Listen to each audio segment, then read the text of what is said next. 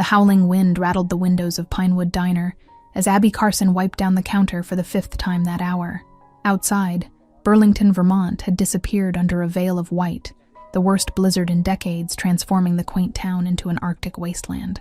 Her few remaining customers had left hours ago, but Abby couldn't bring herself to close early. The diner was her life now, all that remained of her dreams after everything that happened in New York. "More coffee, Frank?" she asked the elderly gentleman nursing the last drops in the corner booth. Frank Davidson was a regular who walked 3 blocks every day, blizzard or not, for her homemade cherry pie and a sympathetic ear. "Better not," Frank replied, sliding a 20 across the worn formica. "My doctor would have my hide if my blood pressure spikes again. You should close up, Abby. This storm's getting worse by the minute." Abby smiled but shook her head, tucking the bill into her apron pocket. "I'll stay open a bit longer. Some folks might need shelter tonight. You get home safe now." As if summoned by her words, the door burst open with a gust of snow and frigid air.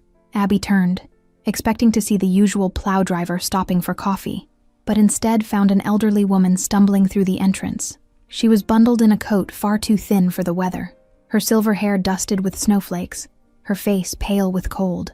"Oh my goodness." Abby rushed forward, catching the woman as she swayed dangerously. "Are you all right?" The woman's skin felt like ice beneath Abby's fingers, her breathing shallow and labored as she struggled to speak. I got lost," the woman murmured, her voice trembling with cold. "My taxi dropped me at the wrong address. I can't find my grandson's house in this storm." Her eyes, a striking shade of amber, darted around the empty diner in confusion. Within minutes, Abby had wrapped the woman in the emergency blanket she kept under the counter and placed a steaming mug of chamomile tea between her trembling hands. The color was slowly returning to the stranger's cheeks as she sipped gratefully. "Thank you, dear," the woman said, her accent revealing hints of old-world Italian. "I'm Clara Rosetta."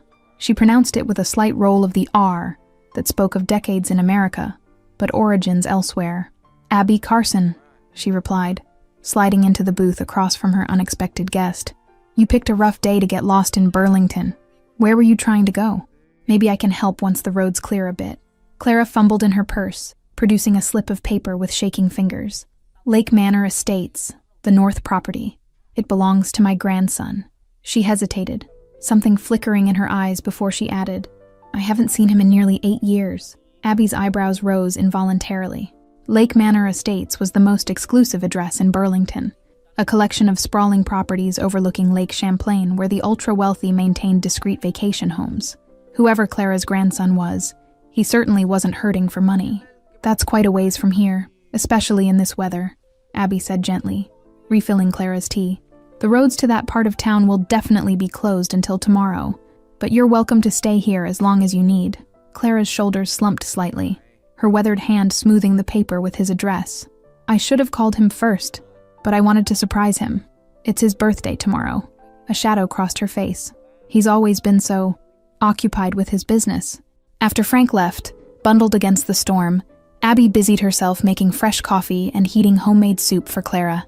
The woman's eyes followed her movements around the diner with surprising sharpness, despite her apparent frailty. "You own this place?" Clara asked, the blanket still wrapped tightly around her shoulders as she surveyed the modest but spotless surroundings. The diner had seen better days, but Abby kept it immaculate, the red vinyl booths gleaming, the chrome fixtures polished to a shine. Abby laughed softly, ladling steaming chicken noodle soup into a ceramic bowl. "Just manage it, though sometimes I pretend it's mine." She set the soup before Clara with a gentle smile. "I always wanted my own restaurant in Manhattan. Life had other plans." "It's charming," Clara said, tasting the soup with obvious appreciation. "Reminds me of a place my late husband and I used to visit in Brooklyn, before he built his business." Something in her tone made Abby look up sharply, catching a flicker of what might have been regret in Clara's amber eyes. As the afternoon wore on, the storm intensified. Abby called the owner to explain she was staying open as emergency shelter, then made up a makeshift bed for Clara in the back office. The older woman had grown tired, the journey and cold taking their toll. "I should call my grandson," Clara murmured as Abby helped her to the small couch, her voice suddenly anxious. "He checks the security system constantly. If he sees I've arrived in Burlington but not reached the estate, he'll worry in his way." Abby raised an eyebrow at that peculiar phrasing, but handed Clara the diner's phone. "Call him. Let him know you're safe. She watched as Clara dialed, her expression growing increasingly anxious as the rings went unanswered. Voicemail again. Clara sighed, leaving a brief message explaining where she was before handing the phone back. He's probably in a meeting. My grandson practically lives at the office when he's not handling other matters. What does he do? Abby asked casually, helping Clara settle on the couch with an extra blanket. The question seemed innocent enough, but something about the way Clara tensed made Abby's investigative instincts flare to life. He manages our family interests, Clara replied carefully. Import businesses, mostly. From Italy originally. She paused, studying Abby's face. And what's your story, dear? A smart, kind young woman like you should be running your own place by now. Abby's smile faltered slightly as she smoothed her apron, memories of Manhattan high-rises and federal courtrooms flashing unbidden through her mind. Life took some unexpected turns, but that's ancient history. She straightened, forcing brightness into her voice. Rest now. I'll be right outside if you need anything. As Clara drifted off to sleep, Abby returned to the empty diner. The snow continued to fall in thick, hypnotic sheets, piling against the windows like silent sentinels. She should be frightened by the intensity of the storm, worried about power outages or frozen pipes, but instead she felt an odd sense of peace. For the first time in 3 years, she had nowhere else to be. No one watching from the shadows. No need to check over her shoulder with every closing door. Just an empty diner, a sleeping old woman, and the quiet hush of snow blanketing the world. Abby was wiping down tables when headlights cut through the swirling snow outside. A massive black Escalade pulled up to the curb, its tires crunching through the accumulated drifts. She froze, dish towel clutched in suddenly trembling fingers, as she watched the imposing vehicle idle at the curb. A tall figure emerged, battling against the wind as he made his way to the diner's entrance. When the door opened, Abby found herself face to face with the last person she expected, and feared to see that night. Dante Rosetta stood in her doorway, snowflakes melting in his raven black hair, his expensive cashmere coat dusted with white. His face, known only to Abby from newspaper photographs and court sketches, was even more striking in person. All sharp angles and intensity, amber eyes identical to Clara's scanning the empty diner until they locked on her. "I'm looking for Clara Rosetta," he said without preamble, his deep voice carrying the barest hint of his grandmother's accent. She left a message saying she was here. The words were spoken calmly, but Abby recognized the underlying steel of command from men who expected immediate obedience.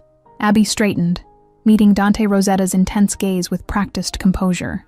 3 years managing a diner after what she'd been through had taught her to handle difficult customers, and she suspected the man standing before her defined the word difficult in ways few could imagine. "Mr. Rosetta," she said calmly, though her heart hammered against her ribs. "Your grandmother is resting in my office." She was half frozen when she arrived. Something flickered in his eyes, concern perhaps, but it disappeared so quickly Abby wondered if she'd imagined it. "Take me to her," Dante demanded.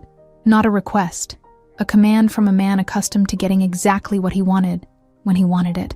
The notorious head of the Rosetta family import business that the FBI had tried and failed to link to organized crime for over a decade. Abby crossed her arms, thankful that her trembling had subsided. She's sleeping. The cold and stress exhausted her, and at her age, rest is crucial. She held his gaze steadily, refusing to be intimidated despite knowing exactly who he was, what he was. "I didn't drive through a blizzard to be told I can't see my own grandmother," he replied, his voice remaining level, but ice creeping into his tone. His broad shoulders tensed beneath the expensive coat, his stance shifting almost imperceptibly. "And I didn't risk staying open in this storm to have someone barge in and disturb an elderly woman who needs rest." Abby matched his tone exactly, tilting her chin slightly. "She's safe. She's warm. She'll be thrilled to see you when she wakes." For a moment, they stood locked in silent confrontation. Abby could practically see the wheels turning behind those piercing amber eyes, likely calculating the fastest way to get what he wanted, or the cost of removing her as an obstacle. To her surprise, he exhaled slowly and nodded once, the gesture regal despite its simplicity. "Fine. May I at least look in on her?" The slight softening in his voice caught Abby off guard, a glimpse of something unexpected beneath the dangerous facade. Of course. Abby led him through the diner to the small office in back. "Quietly, please." Dante followed, his footsteps soundless despite his size. She opened the door just enough for him to see Clara sleeping peacefully on the office couch, wrapped in blankets, color returned to her cheeks. His expression softened as he watched his grandmother sleep, the hard lines of his face momentarily gentling into something that might have been tenderness. Abby observed the transformation with surprise, having difficulty reconciling this glimpse of humanity with what she knew of Dante Rosetta. "She was trying to surprise you," Abby whispered, closing the door gently. "For your birthday. Got lost in the storm with only your address in her purse." The way his jaw tightened told her this information was unexpected. Back in the diner's main room, Abby gestured to a booth. "Coffee? You look like you could use some warmth, too." He seemed about to refuse, then glanced out at the worsening storm and nodded once, the gesture almost reluctant. As Abby poured 2 cups, sliding one across the table as she sat opposite him, Dante removed his cashmere coat, revealing an impeccably tailored suit that probably cost more than she made in 6 months. She fought the urge to fidget under his intense scrutiny, those amber eyes missing nothing. "How did my grandmother find you?" he asked after taking a sip of coffee, his eyebrows rising slightly in apparent surprise at the quality. For a moment, Abby considered lying, but something told her this man would know instantly. She stumbled in half-frozen, said her taxi dropped her at the wrong address. Abby wrapped her hands around her mug, seeking comfort in its warmth. "She mentioned wanting to see you on your birthday, to make amends for something." Dante's jaw tightened almost imperceptibly at that last word. "My grandmother excels at dramatic gestures, especially when she wants something." His tone had cooled considerably, amber eyes narrowing with suspicion. "Braving a blizzard at her age goes beyond dramatic," Abby observed, surprised by her own boldness. "Seems more like determination, or perhaps desperation." The way his eyes snapped to hers confirmed she'd struck a nerve. "You don't know anything about our situation," he said sharply, voice low but dangerous. His hand tightened around the coffee mug, knuckles whitening momentarily before he visibly forced himself to relax. Abby shrugged, refusing to be intimidated despite the warning signals flaring in her mind. "True, but I know she could have died out there trying to find you. That says something significant about what you mean to her." Dante studied her with new interest, head tilting slightly as he reassessed her. Most people cowered around him, intimidated by his reputation, or the power he exuded like a physical force. This diner manager spoke to him as an equal. "Do you know who I am?"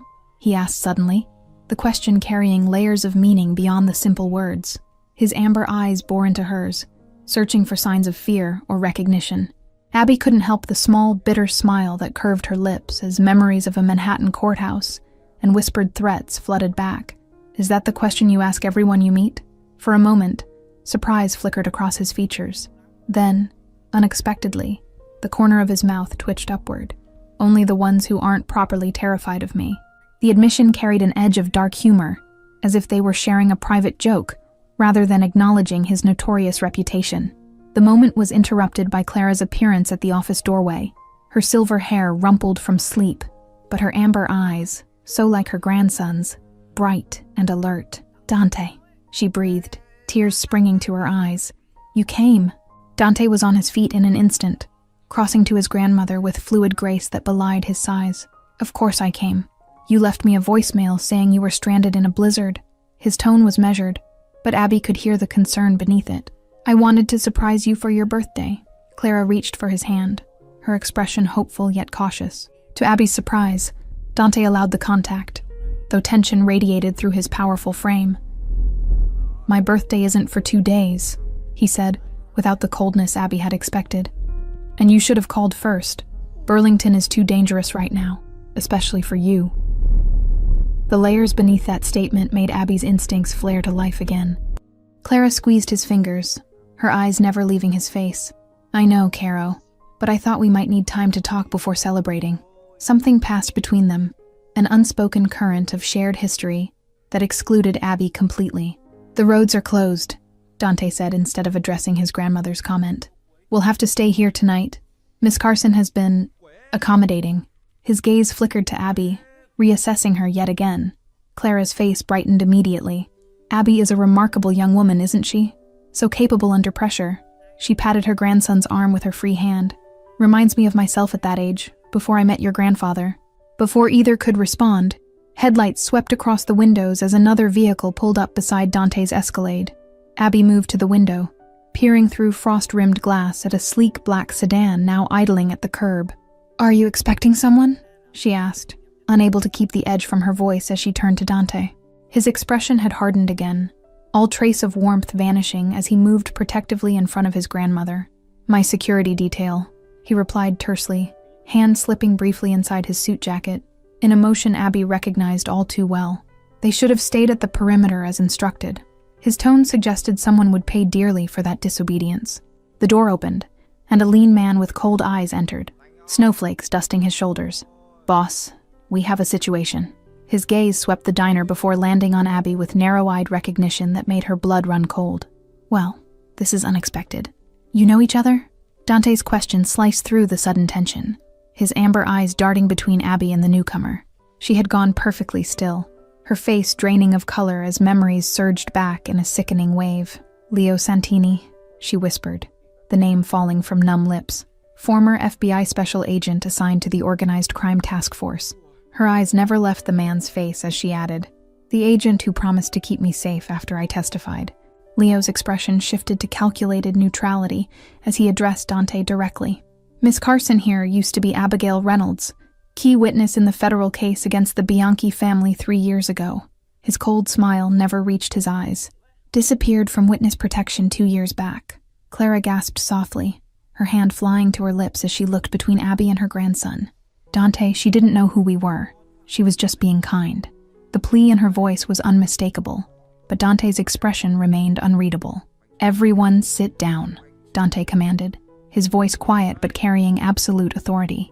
He gestured Leo toward the counter while keeping himself positioned between both men and the women. "Now explain, Miss Reynolds, or Carson, exactly who you are." Abby's hands trembled slightly as she slid back into the booth, mind racing for a way out of this nightmare scenario. "I witnessed Angelo Bianchi execute 2 of his associates in a Manhattan restaurant where I was working," she began, voice steadying as she spoke. "The FBI promised me a new identity and complete protection in exchange for my testimony. What they didn't mention was that half their organized crime division was on Bianchi's payroll." She glanced pointedly at Leo, whose expression remained carefully blank. Leo leaned against the counter, arms crossed defensively. "Those allegations were never proven. The witness became paranoid, uncooperative with handlers. Classic case of someone who couldn't adjust to program restrictions." "Uncooperative?" Abby's laugh held no humor. "I cooperated right until the night I found 2 of Bianchi's men waiting in my safe house, a location only my FBI handlers knew." The memory sent ice through her veins even now, years later. Dante's amber eyes had never left her face, cataloging every micro-expression as she spoke. "And how did you escape this unfortunate situation?" The careful neutrality in his voice couldn't quite mask his interest. "My handler that night was actually honest. Officer Patricia Wright," Abby replied, surprising herself with how clearly she remembered the woman's face. "She got me out through the service entrance, gave me cash from her own wallet, and told me to run as far as I could." Clara reached across the table, covering Abby's cold hand with her warm one. "You've been hiding alone all this time, dear." The genuine compassion in her voice nearly undid Abby's carefully maintained composure. 3 cities in 2 years before I landed here," she confirmed, finally looking directly at Dante. "I chose Burlington because it's the last place anyone from New York's crime families would look." The irony of her current situation wasn't lost on her. Leo's phone buzzed, drawing his attention momentarily. "Boss, we've got incoming." Surveillance picked up 3 vehicles turning onto Main Street, Bianchi configurations. His hand moved toward his shoulder holster with practiced efficiency. Dante rose smoothly, no trace of alarm in his controlled movements. "How many?" His question was directed at Leo, but his eyes remained fixed on Abby, calculating, assessing potential threats, including her. "At least 6 men, possibly 8, heavily armed." Leo moved toward the window, peering carefully through frosted glass. "They're moving deliberately, checking buildings. Someone tipped them off that something valuable is here." Clara's hand tightened around Abby's, her amber eyes suddenly sharp despite her frail appearance. "It's not coincidence, Dante. Remember what I brought to show you?" She reached into her pocket with her free hand, withdrawing a small USB drive. "Grandma, not now," Dante warned, his attention divided between the approaching threat and the unexpected revelations about Abby. He gestured to Leo, giving silent commands that sent the man moving efficiently toward the back of the diner. "Yes, now," Clara insisted with surprising force. "This contains the evidence linking the Bianchi organization to the murdered federal prosecutor, The one they framed your father for 20 years ago. She pressed the drive into Abby's palm, closing her fingers around it. The pieces suddenly clicked into place with sickening clarity. You knew who I was, Abby whispered to Clara, realization dawning. You didn't get lost in the storm. You found me deliberately. The old woman's guilty expression confirmed her suspicion. Clara nodded once, squeezing Abby's hand around the drive. I needed someone the FBI and the Bianchis both believed was gone. Someone with nothing left to lose who might still want justice. Her amber eyes held Abby's, pleading for understanding. Dante's expression darkened as he looked between his grandmother and Abby, understanding dawning in his amber eyes. You used her as bait, Grandma. You knew the Bianchis would eventually track her down through their FBI contacts. Clara lifted her chin defiantly despite her frail appearance. I used the resources available to me, the same way your father taught you. She turned to Abby, squeezing her hand apologetically. I needed someone they would come for. And what happens to me now? Abby asked, voice steadier than she felt as she closed her fingers around the USB drive. I'm caught between two crime families and corrupt FBI agents with nowhere left to run. Dante moved to the window, peering through the curtain of snow at the approaching headlights. Leo, take my grandmother to the back office.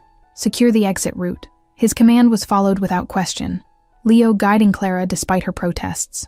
You should go with them, Dante told Abby, not looking at her as he reached inside his jacket, removing a sleek handgun with practiced ease. You're the one they want. If you leave with my grandmother, you both have a chance. Abby stood her ground, years of running suddenly crystallizing into determination. If I leave, they'll burn this place to the ground looking for me. This diner is all I have left. The admission cost her, but she refused to flee again. Dante turned, really looking at her now, something like respect flickering in his amber eyes. I can't guarantee your safety if you stay. His voice had softened fractionally, a genuine warning rather than a threat. I testified against Angelo Bianchi after watching him murder 2 men in cold blood, Abby replied, reaching beneath the counter to retrieve the Louisville Slugger she kept for protection. I haven't felt safe in 3 years. A wry smile curved Dante's lips as he watched her grip the baseball bat with determined hands, a witness against the Bianchis who refuses Rosetta protection. You're either very brave or completely insane, Abigail Carson. Probably both, she admitted, her own smile grim as she moved beside him at the window. But I'm tired of running, and your grandmother went to extraordinary lengths to bring us together for a reason. The first vehicle slowed near the diner, its headlights illuminating the swirling snow like searchlights. They'll try the diplomatic approach first, Dante explained, positioning himself so he remained hidden from outside view. They always do, especially on neutral territory. Leo reappeared silently, placing a sleek metal case on the counter and flipping it open to reveal an array of weapons. Backup team is in position around the perimeter. Clara's secure in the panic room beneath the storage cellar. His movements were precise, military-trained. Abby stared at the arsenal, the reality of her situation crashing down like an avalanche. This isn't just about me anymore, is it? She turned to Dante, whose face had transformed into an expressionless mask. This is about family honor, territory, and power. It's about justice, Dante corrected, checking his weapon with practiced efficiency. The Bianchis destroyed my father with false evidence while corrupting the very system meant to protect people like you. His amber eyes held unexpected conviction beneath their coldness. Snow pelted against the windows with renewed fury, nature's percussion building to the approaching confrontation.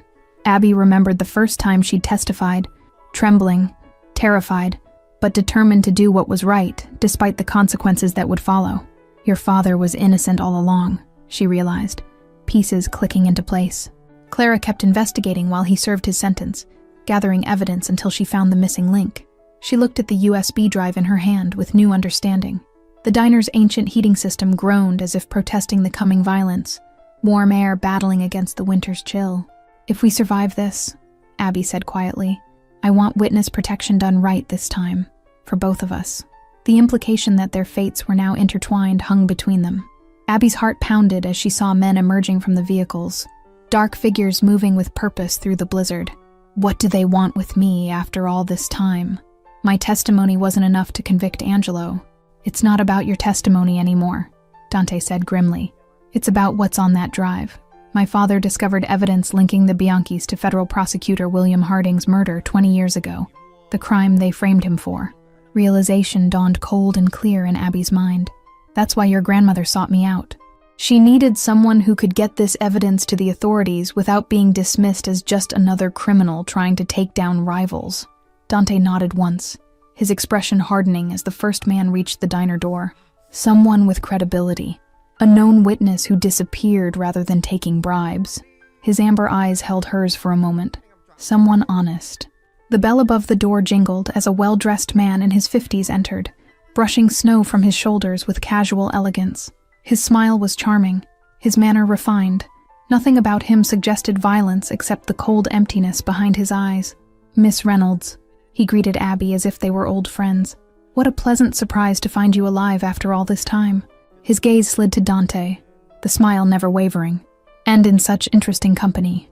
"Carlo," Dante acknowledged with a slight nod, his posture relaxed but alert. "This is neutral ground. I trust you remember the old agreements between our families."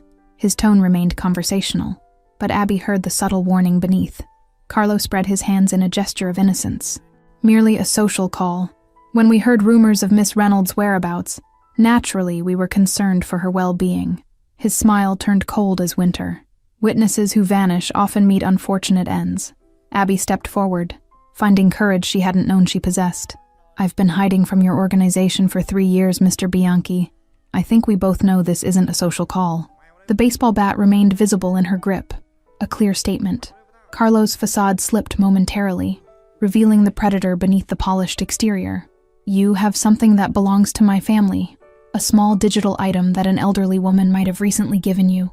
His eyes flicked meaningfully to her closed fist. "I have no idea what you're talking about," Abby lied smoothly, years of fear crystallizing into cold resolve. "I'm just a diner manager caught in a snowstorm with unexpected guests." The USB drive felt heavy in her palm, its contents suddenly burning with significance. Carlos sighed as if genuinely disappointed. "That's unfortunate. I'd hoped to resolve this quietly." He gestured toward the window, where his men stood waiting in the swirling snow. "My associates are less diplomatic than I am." "So are mine," Dante countered, nodding toward the kitchen where Leo and 2 other Rosetta men had appeared, weapons visible. "But I'm curious, Carlo. Why send a capo for a simple retrieval? Unless what's on that drive truly terrifies Angelo." Carlo's expression hardened, the pretense of civility evaporating like snow on a hot engine. "That drive contains fabricated evidence created by a desperate man trying to clear his name before he died in prison." His gaze shifted to Abby. "Give it to me, and you walk away. Keep it, and you won't leave this diner alive." I walked away from witness protection because the FBI was compromised," Abby replied, her voice steady despite her racing heart. "I've spent 3 years looking over my shoulder, waiting for men like you to find me. I'm done running." Dante moved subtly closer to Abby, his presence reassuring despite everything she knew about him. "You have 2 options, Carlo. Leave now and maintain the truce, or escalate this into something neither of our organizations can afford." The tension stretched between them, Carlo's cold calculation visible as he weighed his options. "You're protecting a witness against your business rivals, Dante. The commission won't look favorably on that, especially given your family's precarious standing." "I'm protecting an innocent woman who sheltered my grandmother during a blizzard," Dante corrected smoothly. "Family honor demands nothing less." The steel beneath his words left no room for misinterpretation. Carlo's hand moved toward his coat, but froze as Dante's weapon appeared, aimed with unwavering precision. "That would be unwise," Dante advised quietly, "especially since the evidence doesn't just implicate your family in Harding's murder." Understanding dawned in Carlo's eyes, followed quickly by carefully controlled fury. "What are you suggesting?" His voice had dropped to a dangerous whisper, all pretense abandoned as he stared at Dante. Abby stepped closer to Dante, her presence signaling an allegiance that made Carlo's eyes narrow dangerously. "The evidence shows a conspiracy that goes beyond family rivalries," she added, drawing strength from somewhere deep within. "It names 12 federal agents who falsified reports and destroyed evidence." The diner's ancient clock ticked loudly in the silence that followed, each second pulsing with lethal possibility. Outside, Carlo's men shifted positions, their shadows dancing across snow-frosted windows, like menacing puppets awaiting command. "My father died believing his name would never be cleared," Dante continued, each word precise as a surgeon's cut. "His last request was that my grandmother deliver this evidence to someone who couldn't be bought, blackmailed, or intimidated." his gaze fixed meaningfully on Abby. Carlo laughed, a hollow sound devoid of humor. "And you believe this? This diner manager has the connections to make that happen?" His dismissive gesture toward Abby revealed the fatal flaw in his assessment, underestimating her significance. "I believe," Dante replied, his tone deceptively conversational, "that Miss Carson's former position as assistant to federal judge Eleanor Hammond gives her precisely the connection needed." The revelation landed like a physical blow, Carlo's composure slipping further. Abby kept her expression neutral, despite her shock at Dante's knowledge of her past life, details she'd never shared with anyone in Burlington. The chess pieces were moving now, each player revealing strategies long held in reserve for this exact moment. Dante's smile was cold as the blizzard outside. "The same evidence that exonerates my father also reveals which FBI agents helped cover up the murder, including the current director of the Organized Crime Division, your cousin by marriage, if I'm not mistaken." Carlo departed 20 minutes later, his elegant facade cracked by barely controlled rage. The fragile peace between families would hold, for now, but Abby had no illusions about her safety. Once word reached Angelo Bianchi about the evidence, nowhere would be safe. "You need to leave Burlington immediately," Dante told her as he watched Carlo's vehicles disappear into the snowstorm. "They'll be back with more men once they regroup." His expression was grim as he turned to face her. "And go where?" Abby asked, the exhaustion of 3 years on the run suddenly crushing down on her shoulders. "There's nowhere they won't find me eventually." She looked around at the small diner that had become her sanctuary, her only home. Clara emerged from the back office, Leo hovering protectively at her side. "You'll come with us, of course." Her tone brooked no argument as she approached Abby. "To the Lake Manor property. It's the most secure location in Vermont." Dante's expression suggested this wasn't the plan he had in mind, but he didn't contradict his grandmother. "The evidence needs to reach the right authorities," he said instead. "Someone with enough power and integrity to act on it without being compromised." "I have a contact," Leo offered unexpectedly. "A federal judge who's been building a case against corruption in the Bureau for years. She's the reason I left the FBI."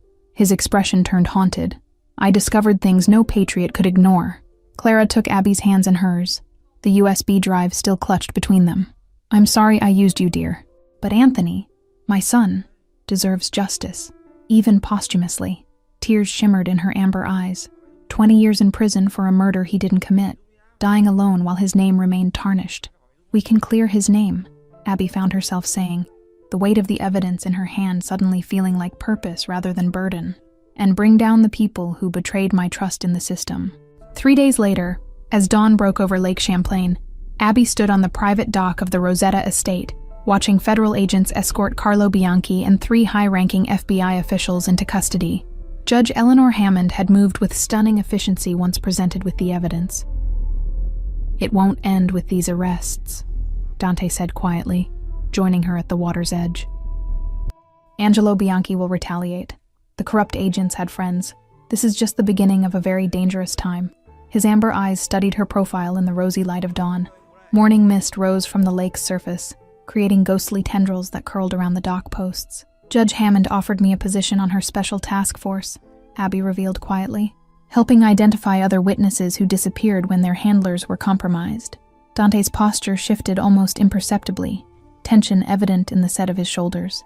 "That would keep you in the spotlight, exactly where the remaining corrupt agents will be looking." His concern seemed genuine beneath the practical assessment. "It also gives me federal protection that doesn't rely on secrecy alone," she countered, turning to face him fully, "and purpose beyond merely surviving." The sunrise painted her features with golden determination, transforming the frightened witness into something formidable. A pair of loons called across the water, their mournful cries echoing between the forested shores. "Clara wants you to know that your apartment above the diner has been completely renovated," Dante said, changing tactics. "Security systems, bulletproof glass, emergency exits, all the comforts of witness protection without the isolation." Abby couldn't suppress her smile at the obvious manipulation. "Your grandmother is a force of nature. Yesterday she asked when I planned to give her great-grandchildren." The memory of Clara's blunt question brought unexpected warmth to her cheeks. Small waves lapped gently against the dock's wooden pilings, the rhythm steady and reassuring. "Did you know," Dante said, looking out across the water, "that my father used to bring me fishing here when I was a boy?" Before the accusations, before everything changed, his voice held a vulnerability she'd never heard before, a glimpse of the man he might have become in a different life. The silence that followed felt charged with possibilities neither was quite ready to name. Lake Champlain stretched before them, its waters reflecting a sky transformed from darkness to brilliant morning gold, a visual metaphor for what had changed between them since that snowy night. Abby nodded, wrapping her coat tighter against the chill. I know, but for the first time in 3 years, I'm not running. I'm fighting back. The determination in her voice matched the steel that had always been there, hidden beneath layers of fear and survival. Dante hesitated, then offered her an envelope. My lawyers have arranged for you to receive a significant reward for your role in clearing my father's name. His expression remained carefully neutral. Enough to start over anywhere you choose, with a new identity no one can trace. Abby accepted the envelope, but didn't open it. And if I don't want to start over somewhere else? The question hung between them, laden with meanings neither was quite ready to articulate. What if I want to rebuild right here? The diner? Dante asked, something like surprise flickering across his features. It's hardly secure, even with Rosetta protection. His practical assessment couldn't quite mask the other question in his eyes, the one he wasn't asking.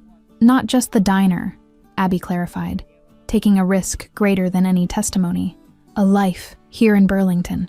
She met his gaze directly, refusing to look away as snow began to fall gently around them, delicate flakes catching in her hair. Understanding dawned in Dante's amber eyes, followed by something she'd glimpsed only briefly before.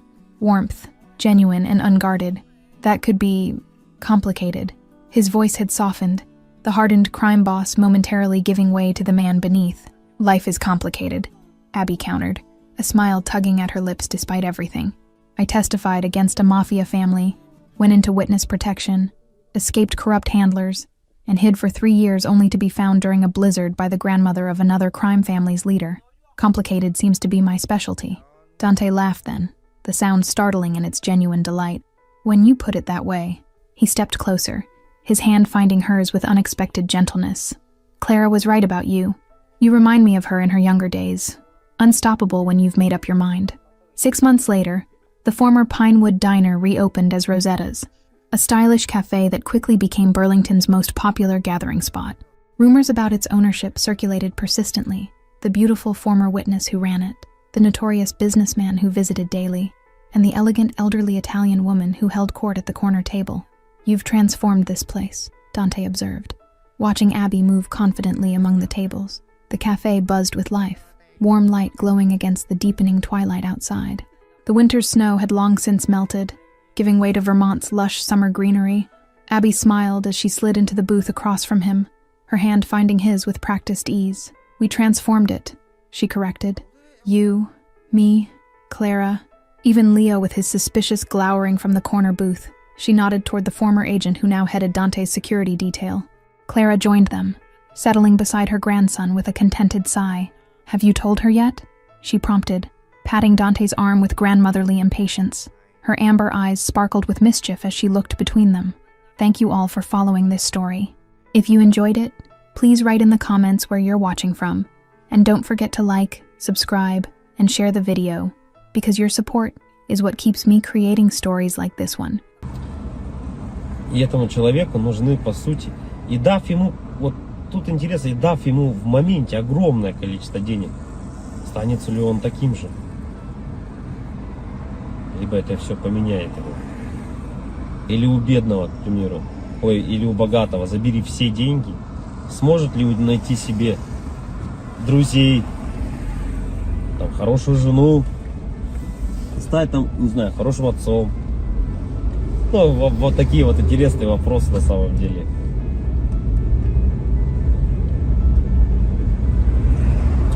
И, наверное, вот для бедных людей тоже, как бедных, я имею в виду финансово, которые, ну, зависимые финансово сильно. Богатые — это независимые финансово. Да, им пофигу вообще, там, что сколько стоит, не считают ни копейки. И вот бедный человек, что может держать его в морально нормальном состоянии?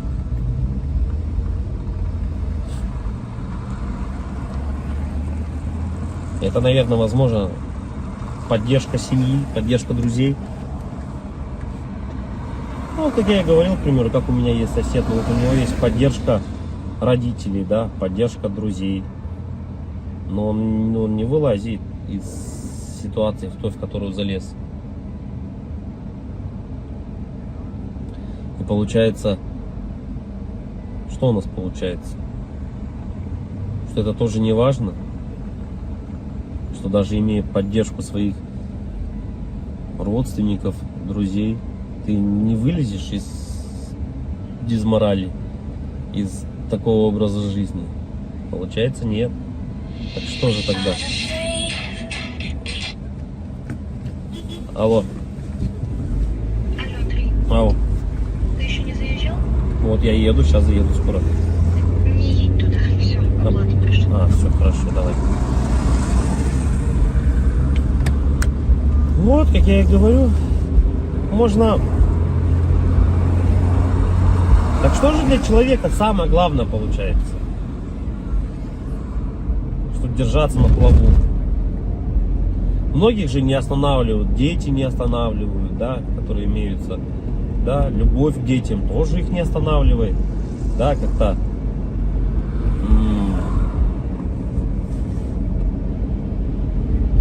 Поддержка... Наверное, вот если так разобраться, наверное, самое внутреннее, наверное, если вот так вот разобраться, прямо углубиться, возможно, поддержка жены, типа, или девушки,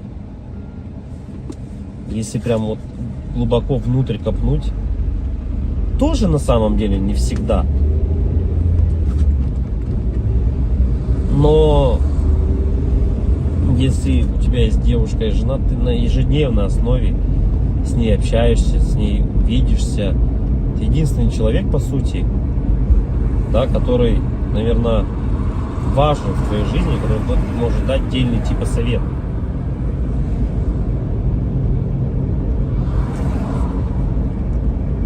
И почему же тогда люди, наверное, разводятся, расходятся, разъезжаются, перестают быть вместе, раз это так важно? Наверное, из-за того, что вот нету вот этого как раз таки, наверное, какого-то отдельного совета, какой-то внутреннего чувства нужности этому человеку. Да, люди расходятся, потому что ты не получаешь каких-то тех чувств, которых ты нигде не больше не получишь. Не можешь получить. Ни за деньги, ни еще как-либо. И когда у тебя, наверное, нету этого чувства внутреннего, люди, наверное, потом расходятся. И потом люди, многие, наверное, попадают вот в эти депрессии. Помимо финансовых проблем, нереализованности, да, и еще семейные неудачи какие-то добавляются. Наверное, это было всегда у людей. Просто раньше, наверное, этому не придавали такой огласки, возможно. Да и раньше было чуть, наверное, возможно, проще. Я говорю, человеку надо было всего лишь выполнять свои функции какие-то. Да? Как бы человек мог сходить там, отработать, к примеру, на заводе, прийти, и он был спокоен бы уже. Что все, типа, он сделал все, что от него требуется. В наше же время ты этого не можешь сделать. И получается, помимо того, что ну вот оно от этого-то и все исходит на самом деле. Семьи от этого-то и рушатся. Да, от того, что когда ты понимаешь о том, что твоя нереализация в жизни, понятно, что это твоя вина, да, какая-то в чем-то, что ты не смог себя найти.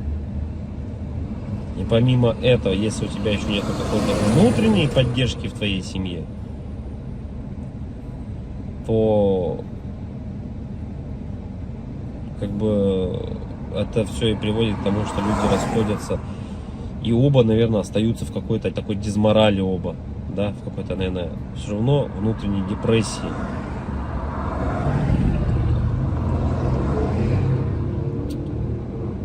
Короче,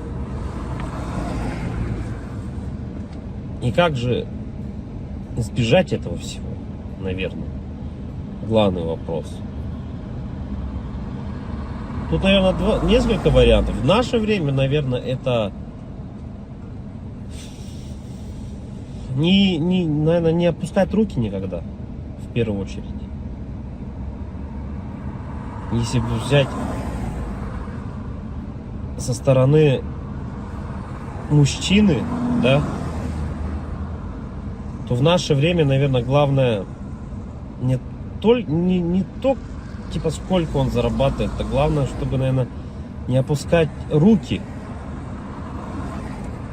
Потому что работа примерно плюс-минус вся одинаковая. Плюс-минус везде она одинаково оплачивается. Да, но хотеть и стараться чего-то большего и не опускать руки, наверное, это одно из самых главных вещей. Да, стараться и хотеть чего-то большего. И тут вступает, наверное, вот это вот как раз таки еще и семейная поддержка, да, любовь, нежность, да, какая-то, поддержка словесная. И это, наверное, все сохраняет в тебе мотивацию к стремлению, к жизни, к желанию добиться чего-то большего. Можно не хотеть ничего на самом деле, да, устроиться в какую-то организацию, зарабатывать 100 тысяч рублей, но тебе этих денег явно не будет хватать. И в оконцове ты опять-таки поймаешь, наверное, эту дезмораль. Потому что все оно по кругу крутится. И потом люди на СВО уходят, умирают за 5-7 миллионов рублей. И я не думаю, что это кого-то осчастливит. Ну, во всяком случае, данного человека точно это не осчастливит.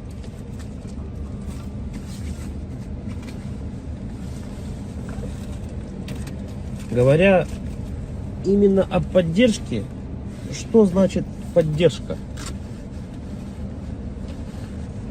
Как она выглядит, поддержка эта семейная? Наверное, у каждого это, наверное, по-разному немного.